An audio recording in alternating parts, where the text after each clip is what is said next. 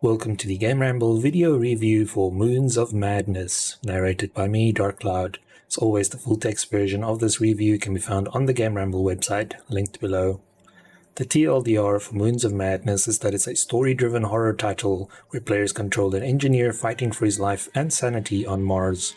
After what was supposed to be a fairly routine mission goes horribly wrong, you are left trying to salvage the situation as the odds continue to mount against you. Although this game focuses very much on the story, it also features some nice puzzles, and the threat of death will keep you on your toes. Gameplay receives an 8 out of 10. Moons of Madness is more than just a walking simulator, thanks to some decent puzzles. Graphics receives an 8 out of 10. The game features plenty of lovely visual details. Sound receives a 9 out of 10. It has a decent soundtrack, but the voice acting stands out. The overall score for Moons of Madness is 8.3 out of 10. Now for the full review. Moons of Madness is the story of Shane Ewart, the chief engineer for a scientific expedition tasked with the exploration of Mars. Shane and the rest of his team are employed by the multinational corporation the Ritchie Group, forcing them to keep the mission a secret. A state-of-the-art research outpost dubbed Trailblazer Alpha was established on Mars for the mission, and as far as Shane is concerned, he's just there to ensure that the lights stay on. Shane spends his days doing routine work on the station while counting down the days until the arrival of a transport ship with a new team that will take over the duties of the old one. Shane and the rest of his team do not know that the Ritchie scientists recorded a mysterious signal emanating from Mars, and believing it to be intelligent in origin, they are eager to investigate. Ritchie considers this information too sensitive for public knowledge, so even Shane's team is kept in the dark. Life on Mars has been no picnic for Shane due to mysterious malfunctions at the station and the recurring nightmares the whole team experienced.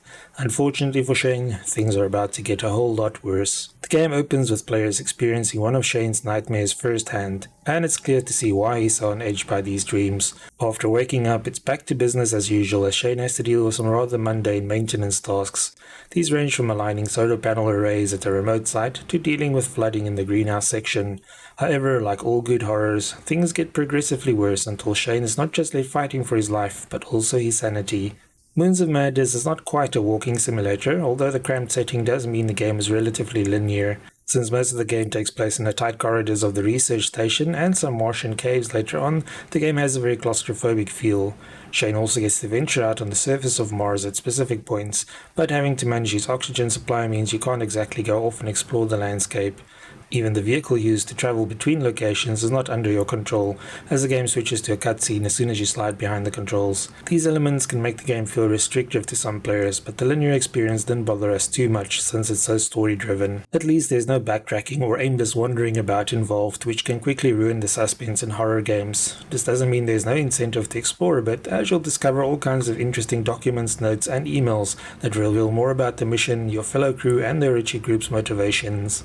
Moons of Madness still has its fair share of jump scares, and some parts are undeniably spooky, but the game never filled us with dread like some other titles. The game is apparently set in the same universe as The Secret World by Funcom, but not knowing the latter isn't too detrimental to enjoyment. We like that although Lovecraft clearly influences Moons of Madness, the game follows its own path instead of constantly name-dropping Cthulhu. In fact, you may be left wondering at times if all the cosmic horror elements are real, or if the things Shane experiences are just a combination of psychological effects and a botanist who is too much into her work. Stray bullets are one way to quickly turn an expensive Martian research station into a lifeless vacuum, so weapons have wisely been omitted from the mission. Unfortunately, this also means that when you encounter foes, your only option is usually running for your life. There is one boss fight later in the game where you can retaliate, which is done via quick-time events. For the rest, you typically try to put as much distance between yourself and whatever it is chasing you, or solve puzzles to save yourself. Thankfully, the game doesn't require you to hide either, which can be just as annoying in horror games if not done correctly. The stealth section we encountered towards the end of the game already tested our patience, but it was mercifully brief. Visually, the game looks decent, and everything is viewed in first person to keep the experience immersive. The developers have also done a great job with the interface and kept it as unobtrusive as possible. Shane wears a wrist-mounted device called the BioGauge, which is used to scan the environments and interact with certain equipment. This allows you to soak in the environment without getting distracted by needless interface elements.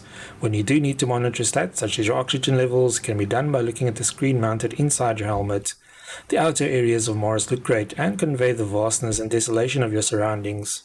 Inside the research station, things go from pristine to corrupted, which looks just as good. We don't want to reveal too much about the plot, but you will be dealing with an invasive life form slowly redecorating your surroundings.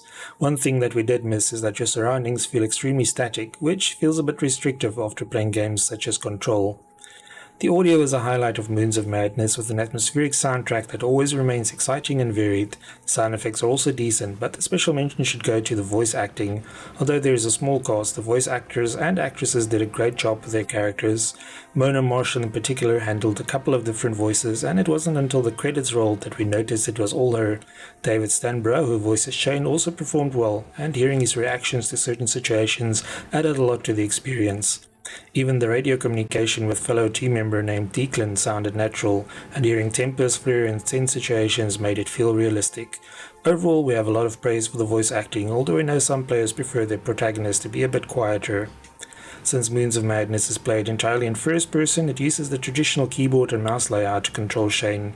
Navigating the environments and interacting with equipment or items for the puzzles was a breeze, and we never ran into any issues in this regard. The bulky suit worn by Shane means you're not exactly going to be sprinting around at full tilt, but this adds to the tension. The puzzles are logical for the most part and involve things like adjusting electrical systems, turning a transmuter, and whipping up a concoction using a centrifuge.